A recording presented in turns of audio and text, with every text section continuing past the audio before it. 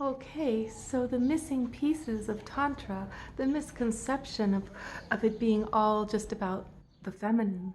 A man said he was looking into Tantra and looking at it online. It was always coming back to how to pleasure women. Well, look, sweetheart, we got thousands of years of not paying attention to what women really need. And we have all this pornography with this slam bang, jamming her up against the wall and forcing all these sex moves that are not deeply pleasuring to the feminine. They pleasure on one level, one aspect of her masculine sexuality, but her deep feminine sexuality is addressed in Tantra.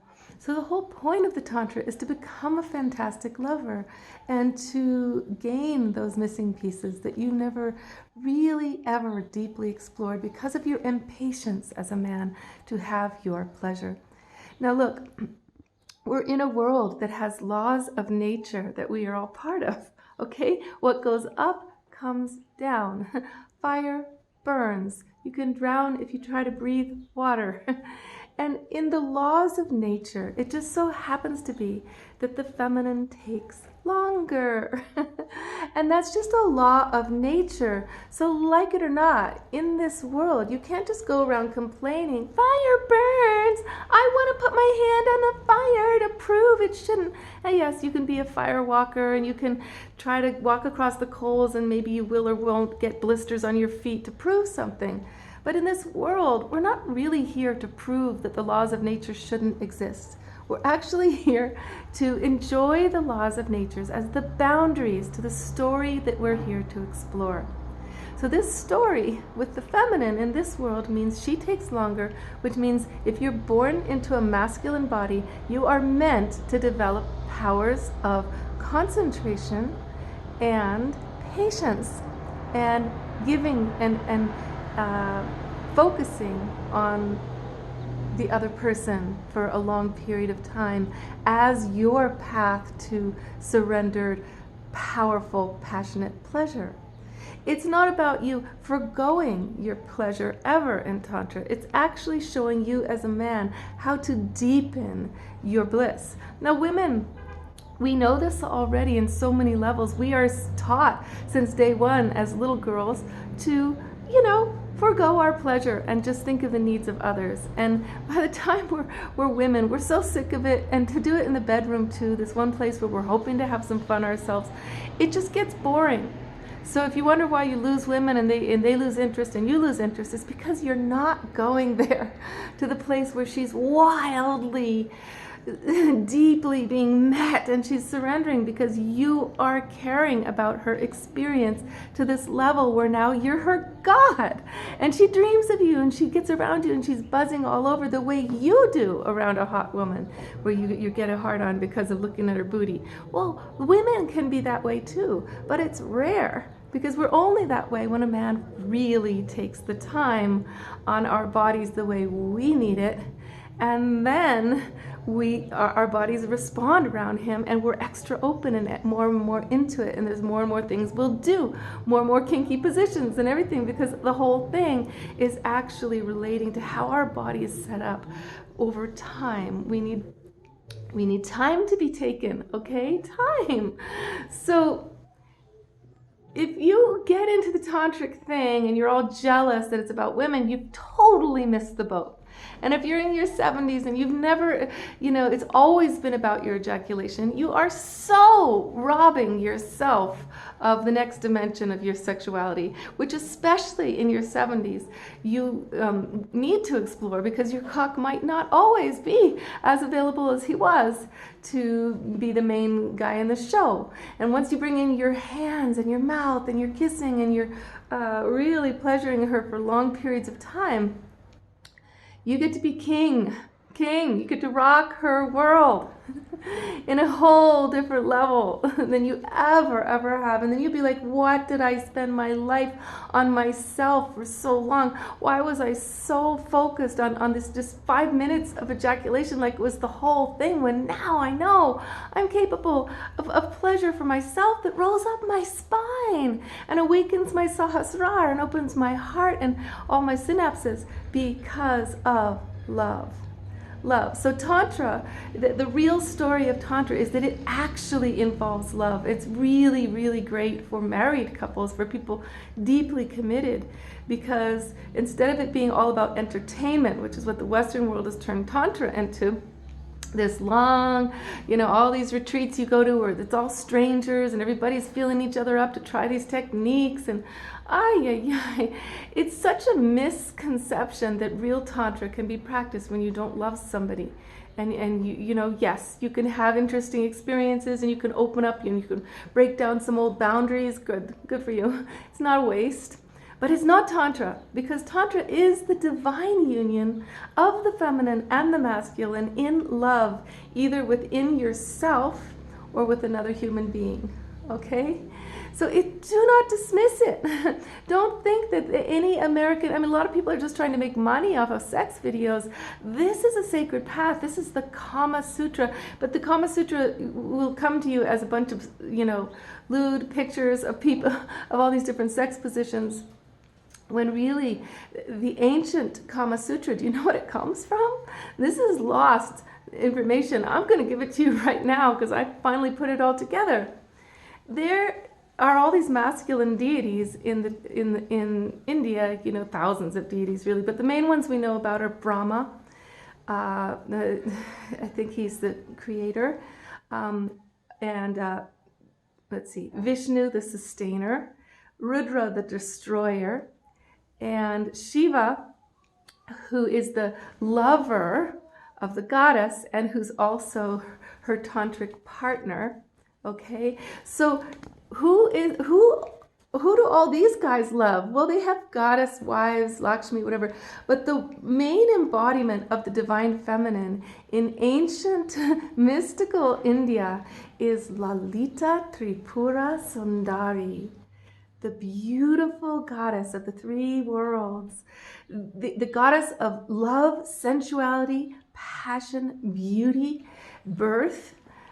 She's the primordial lover consort, and she's very sexual. And all four gods prostrate underneath Lalita and hold up her bed with their arms. And Shiva has a double aspect of himself as her lover. He's actually on the bed with her, doing her while she's in her supreme bliss dance, right? So this is the goddess we've never heard about. We always hear about the masculine gods, and maybe they have a wife or don't, or Krishna's got many girlfriends, but Lalita Tripura Sundari is who they all live for.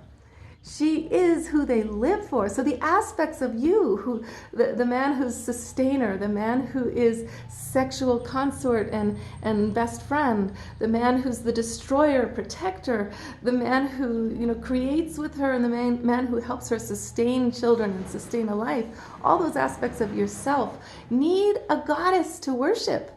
You need her at the center of everything for any of it to make sense to you, for any of it to be worth anything to you. She can be the goddess within yourself. It doesn't have to be an exterior woman. It can be the goddess of nature or consciousness, but it's still love. It's still love and beauty.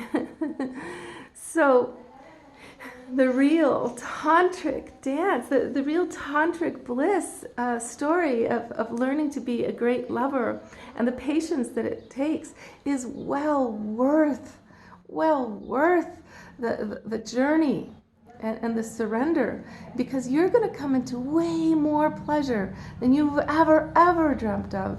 And it's going to be, and it's hard to explain this to men, but women know this pretty clearly, that when we're not in our hearts, our bodies don't respond very well.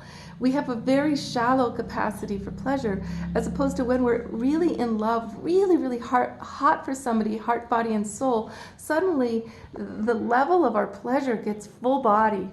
And if the person takes enough time to really pleasure our bodies with what we really need, oh my God, the pussy takes on a completely different character. She's plump, she's deep, she's full, she's smaller because she engorges, so she's smaller around the cock. She can feel the cock, and not just her, then she hooks into all these synapses throughout our whole body, and then we become rolling in this full body orgasm that the masculine can tap us into so beautifully.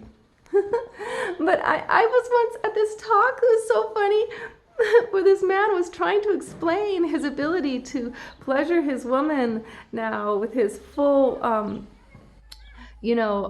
throttle, his ability to go without orgasm. And we were at a dance camp, and oh my God, 100 people showed up for the talk. Almost the entire camp came. There was like, oh, they're talking about how to really, pleasure your partner. So the guy comes on and he's talking about how he's no longer ejaculating. Now the audience gets really upset, and they kind of cold, and they start raising their hands. And what is this talk about? We thought it was about pleasure. And he doesn't do a very good job of explaining. And then he had the people like, we want to hear your wife talk. What is this about for her? And he's like, well, I swear, like when I stop having my ejaculation, I can last for hours, and it's really, really amazing, and I'm really pleasuring my wife, but she doesn't talk. People are like, what do you mean she doesn't talk? We want to hear from the woman. We don't believe you. The people got really cantankerous and kind of rude. So he's like, okay. He nudges his wife. Come on, you have to talk. She gets up there and she's like, I had this, I don't know, we were having sex last night, and it was just so amazing. My mind, it's kind of blown right now. I can't really talk right now. So the people are like, say something. Do you agree with him? She's like, well, since he's giving up his orgasm, I was thinking maybe I should give up mine. I mean, my mind's getting blown so much. Now, the people are furious, right? They're like, oh, so he gives up his pleasure. Now she gives up hers. What is this whole thing about? It's about giving up pleasure. We came to a talk that was supposed to be about pleasure. So everybody starts getting up. They leave the talk early. It's really rude. And the guys are like, we have part 2 tomorrow. Come back tomorrow. We'll explain. So tomorrow, I show up at the part 2, and nobody's there except me. And the couple are there all dejected and forlorn, and I'm like, look, you guys, you did a really bad job explaining. I know what you're trying to talk about, but this isn't about a woman giving up her pleasure. The whole point is she wants to have more and more and more pleasure. It's about the man fully allowing that to be okay, that maybe the woman has more pleasure than him, and he doesn't have to be jealous, and he can actually be thrilled that he's experiencing being the producer of love on earth incarnated. Okay, but it's also about the man's pleasure. Why didn't you talk about that? I say to him. He's like, I know. I was trying to tell him how I have these orgasms now that roll up my spine, and they keep going and going, and it's so much more compared to those little ejaculations I used to have, and I don't even want to have an orgasm in the old way now. I don't even want to ejaculate, because it's giving up too much of my pleasure to do that. See, that's what he meant to say. But these conversations easily turn into this mess where everybody's so focused on the crass physicality of what they get and don't get, and this idea that the seed being expelled is the thing. There's nothing wrong with it. But do notice that it does deplete your energy, and it does exhaust you, and it is your life seed that could be being assimilated into your own body and giving you those life seeds. And you could pleasure her erotically for hours if you would just let go of that as the major idea of what pleasure is for you, and allow yourself a whole new level of pleasure. Then you can always go back to it. You don't have to give it up forever. Or what about just like every other time? What about 1 out of 10 times?